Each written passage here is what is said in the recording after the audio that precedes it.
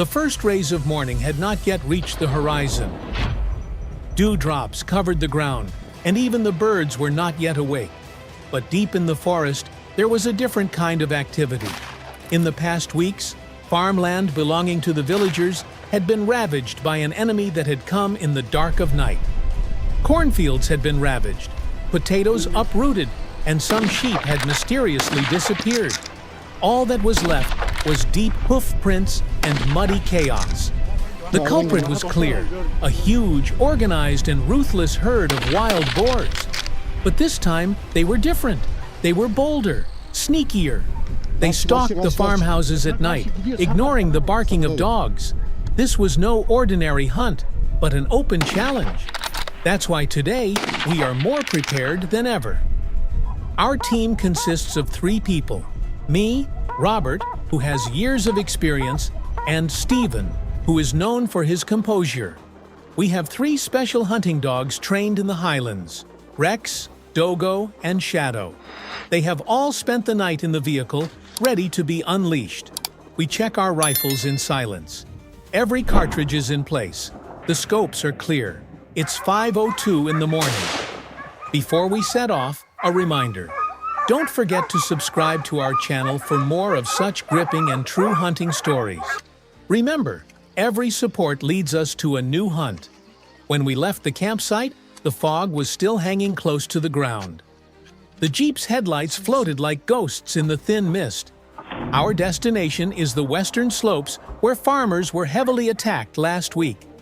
There, a giant herd of pigs had been reported among the pine forests. There was no sound along the route, except the crashing of pine branches. Even the dogs were unusually quiet. There was a threat in this silence. The forest itself seemed to be watching us. As Robert scanned the clearing ahead with binoculars, he suddenly turned his head and called out in a low voice, "The shadows are moving. Get ready." We cut the engine, and when we got out of the vehicle, we stepped carefully on the pine needle-covered ground to muffle our footsteps. We hadn't unleashed the dogs yet. First, we had to confirm the direction of the sound. Then a muffled growl came from deep in the forest. Then a short rustle, as if something or someone was deliberately moving through the branches. I raised my gun, held my breath. A huge black pig, its body almost like a calf, appeared in front of us. We locked eyes, and time stopped. Robert fired the first shot. Then Stephen. The animal staggered but didn't fall. It obviously had a very thick chest. It took a few steps back, then changed direction and plunged into the woods. The dogs started barking like crazy. It was time to set them free. Rex took the lead, Dogo right behind him, Shadow a little more cautiously. They all followed the scent directly. We started to follow them. The hunt had begun. The forest was silent as autumn turned the forest red. But this silence was the harbinger of a storm. For weeks, the same news had been coming from the surrounding villagers. Pine plantations had been destroyed. Cornfields ravaged in the morning. A few animals had mysteriously disappeared. It could not have been an ordinary animal that had destroyed such a large area in such a short time. Everyone had the same suspicion.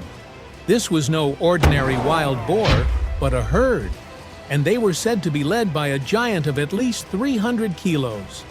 Our goal was clear: to identify and neutralize those who were doing this damage. But this was not going to be just an ordinary hunt. This was going to be a struggle that required strategy, patience, and a race against nature itself. At 4:30 in the morning, while the sky was still dark, we set off from the campsite. As our ATVs sank into the mud, the only thing on our minds was to reach the right spot at the right time. Our eyes scanned both sides of the road as we traveled along the deserted mountain roads. Sometimes a broken branch, sometimes a muddy trail would point us in the direction they had traveled. The freshness of the tracks made it clear that we were not following them too far behind. By the time we reached the lookout point on the hill, the fog was slowly beginning to lift. The air was cold but clear. It was the ideal hour. With our eyes glued to the thermal binoculars, we scanned the heart of the forest. Then, a movement. A large silhouette appeared in front of us, right on the bank of the stream bed. Then a few more small shadows. There was the herd. Our hearts were pounding, and we felt a strange excitement. That moment was pregnant with the sound of the first bullet, breaking the silence of nature. I placed the gun on my shoulder, held my breath, and pressed the trigger. My first shot found its target. The herd scattered, but that was only the beginning. If you are feeling this excitement by now, if you are a nature lover and enjoy this kind of content, don't forget to subscribe to the channel. Don't forget to turn on notifications to be informed about new adventures that will take you deeper into nature. When the herd dispersed, the forest was filled with echoing grunts, snapping branches, and panicked footsteps running in panic. But one of them, the biggest, the leader, the giant boar, did not disappear. With its huge body, it glided through the thick oak roots, but it seemed that its goal was not to escape directly, but to surprise us, because soon its tracks began to zigzag. This was no coincidence. The pig was setting a trap for us. I immediately divided the team into three. One group would follow the stream bed, the other would go around the pine grove. I decided to follow the tracks directly. Quietly, I began to move forward, taking my steps carefully. The chill of the air hit my face as I kept my bearings with the faint sunlight filtering through the trees. At that moment, there was an ear-splitting crackle. I raised my weapon to my shoulder, my eyes on the thermal scope, and there it was. 20 to 25 meters ahead, a giant shadow seemed to be breathing. It stood still in the trees, like a statue. These moments are few and far between. Time freezes. The world falls silent. You hold your breath, and all your attention is focused on the finger pulling the trigger. At that moment, I fired. The sound of the gun echoed in the mountains, and the figure skidded to a halt. It had been hit, but it hadn't collapsed. He started to run away. I chased after him. As thorns and branches scratched my face, something inside me grew bigger with every step. This creature was no ordinary pig. It was like a beast of nature. After a short while, I was startled by a voice on the radio. "We have detected a second group in the creek bed. 3 small and 1 large individual.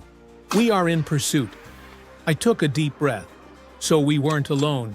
But the giant I was tracking had to be outside this group. Then there was another herd. The situation was much more serious and complicated than we thought. After about an hour of tracking, I came to a clearing, a small valley between the trees that was a crossing point for the pigs. It was clear from the tracks on the ground that they had passed here many times. I crouched down quietly. While scanning with the thermal binoculars, I noticed movement about 70 meters away. This time, he was not alone. There were several other pigs around it, but it didn't take me long to pick out the one that was bigger and had thicker fur than the others. That was the first pig we saw. To turn back at this point was to miss the opportunity. I regulated my breathing and aimed my rifle. I fired 3 shots in quick succession, the first hitting the left shoulder, the second in the rib cage, and the third near the throat. The animal staggered, then collapsed. The silence that followed spread like a blanket over the forest. We had succeeded, but our elation didn't last long. A fourth boar came out of the trees and ran straight at us with a sudden burst. I aimed my rifle and squeezed the trigger. A short scream followed by silence. My body was full of adrenaline.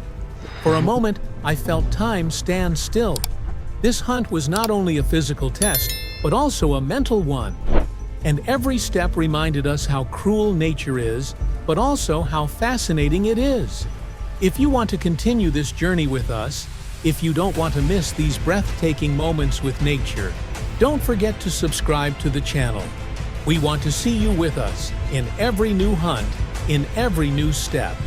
As the sun cast its last rays on the peaks of the forest, the sky was beginning to turn a copper color.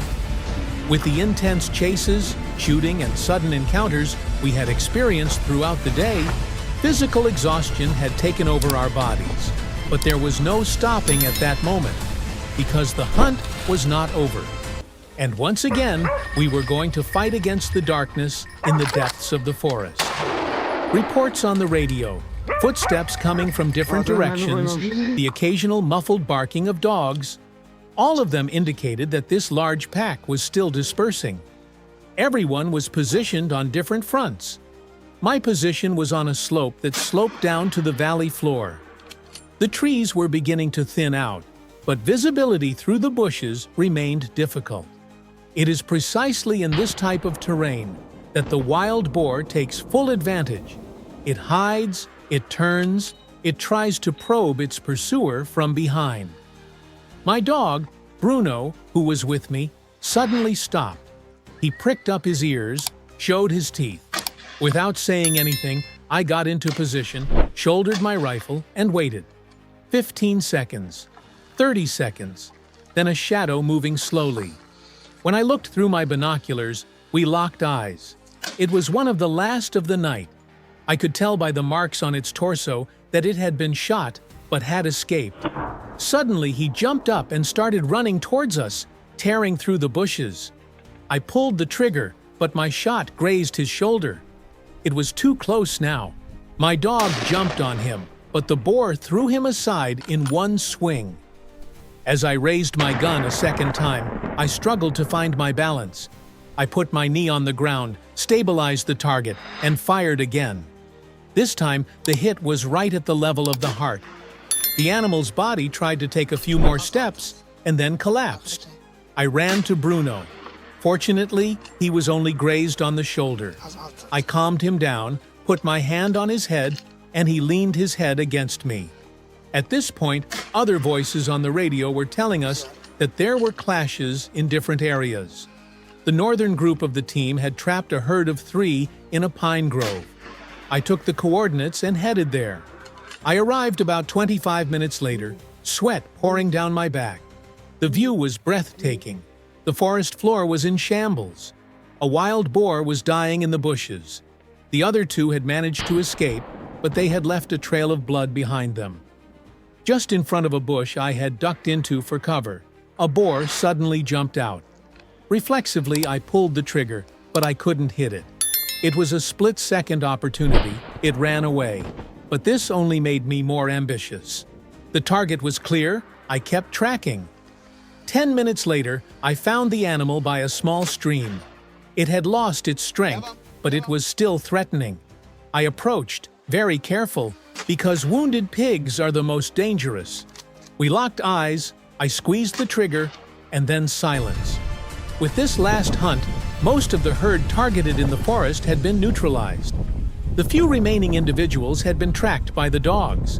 But the sun had set, and visibility had become difficult. We gathered the team. The targeted operation had been successfully completed. As we piled into the back of the pickup trucks, we looked into each other's eyes. Everyone's faces were dirty with dirt, sweat, and gunpowder. But the brightness in their eyes was beyond anything else. This struggle with nature was not only about hunting, but also about discovering one's limits. Remember this kind of hunting is not only a success story, it is also about understanding the rules of nature and acting in harmony with it. If you are also curious about this world and want to be with us every step of the way, subscribe to the channel. Because this is not just a hunt, it's a way of life. As the groans of pigs with their throats slit slowly merged into nature, the sounds echoed in the depths of the forest, telling us a story of both triumph and an atrocity to be heeded. In the silence of the night, only the rustling of leaves and the occasional barking of dogs remained. But we knew that this was the calm before the storm, because the herd was not completely dispersed. Some had escaped, and our mission was not yet complete.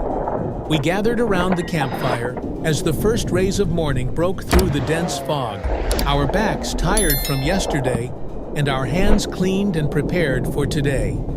Everyone was quiet, because everyone could sense a new chase was about to take place. The map was open, the tracks were re-examined, The hunting dogs were impatiently digging the soil. They had figured it out before us. There was still something on the northern slopes of the forest.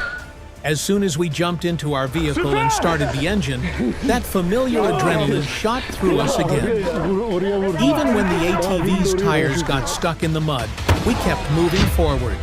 In the distance, we noticed movement among the hills. A few pigs had moved out of the open and into the shadows of the forest. This time, we changed tactics. We decided to descend quietly and spread out. Communication headsets allowed us to communicate without breaking our silence.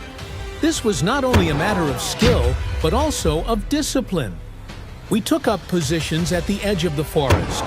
Waiting was sometimes a matter of patience, sometimes a matter of harmonizing with nature. At that moment, the silence seemed to admonish us. And then the moment came. The dog suddenly bolted.